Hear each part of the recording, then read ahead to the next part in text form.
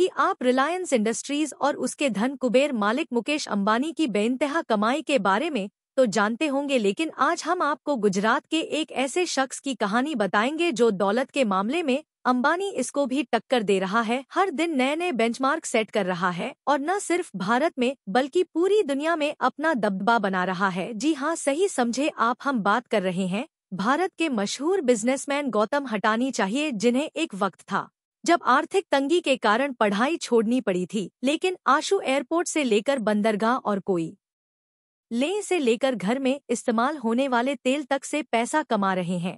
लेकिन कम ही ऐसे लोग हैं जो उनके बारे में बहुत ज्यादा जानते हैं।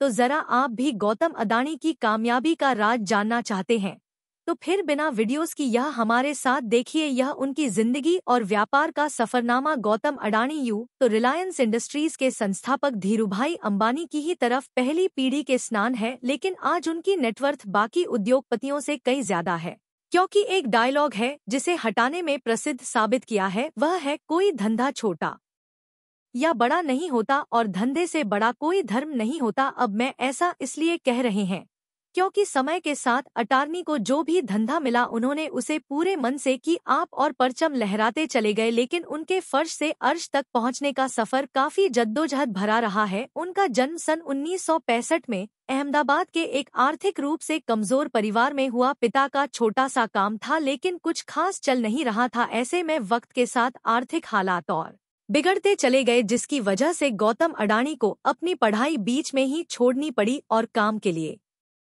हाथ पैर मारने पड़े। इसी बीच वह बड़े शहर से बड़ी उम्मीदें लेकर कम उम्र में ही मुंबई आ गए, जहां शुरुआत में तो काफी संघर्ष करना पड़ा, लेकिन कुछ वक्त के बाद उन्हें गारमेंट सप्लायर के यहां नौकरी मिल गई। 3 सालों तक काम करने के बाद समझ में आया कि जिंदगी में करना क्या है, इसलिए उन्होंने नौकरी छोड़कर अपना काम शुरू किया और झवेरी बाजार में डायमंड ब्रोकरेज कंपनी की शुरुआत की। गौतम अडानी को अपनी जिंदगी का वहां पता था, यानी वह काम क्यों कर रहे हैं, इसलिए उन्होंने जी तोड़ मेहनत की और कम उम्र में ही धंधा दौड़ा दिया। लेकिन उनकी किस्मत चमकी 1981 से, जब उनके बड़े भाई ने उन्हें अहमदाबाद बुलाया। दरअसल आईने सामानों को लपेटने वाली प्लास्टिक ही कंपनी खरीदे, मगर वह चल नहीं रही थी क्योंकि जो कच्चा माल चाहिए था वह जरूरत के हिसाब से नहीं मिल पा रहा था। बाहर देशों से कच्चे माल को इम्पोर्ट करना पड़ रहा था। ऐसे में इसे एक अवसर के तौर पर देखते हुए ढाणी में कांडला पोर्ट पर लास्टिक रिंस का आयात शुरू किया और 1988 में